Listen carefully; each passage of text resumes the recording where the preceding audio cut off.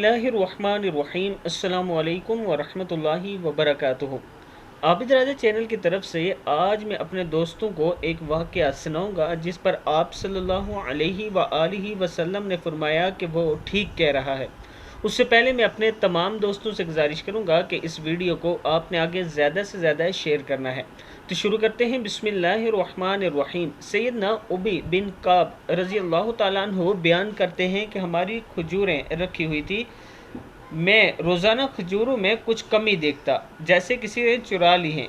एक रात में इनकी हिफाजत के लिए पहरा दे रहा था कि अचानक कोई एक बालिग लड़के की तरह आया। इसने सलाम किया, मैंने सलाम का जवाब दिया और पूछा, क्या तुम जिन्नों में से हो या इंसानों में से? इसने कहा, जिन्नों में से। मैंने कहा, अपना हाथ दिखाओ।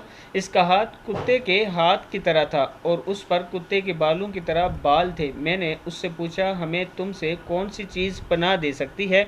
तो उसने कहा, क्या तुमने सूरह बकरा में आयतुल कुर्सी को पढ़ा है? मैंने कहा, हाँ। उसने कहा, जब आप उसे सुबह के वक्त पढ़ लोगे तो शाम तक हमसे महफूज हो जाओगे, और जब तुम शाम को पढ़ोगे तो सुबह तक हमसे महफूज हो जाओगे।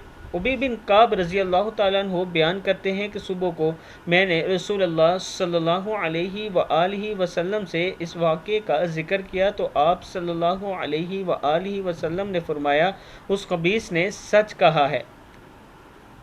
ये किताब का हवाला नीचे मौजूद है। इसलिए मैं अपने दोस्तों से गुजारिश करूंगा कि सुबह शाम आयतुल कुर्सी ज़रूर पढ़ा करें। इस वीडियो को भी आप दोस्तों ने आगे ज़्यादा से ज़्यादा शेयर करना है। अस्सलामु अलैकुम वरहमतुल्लाहि वबरकातुहू।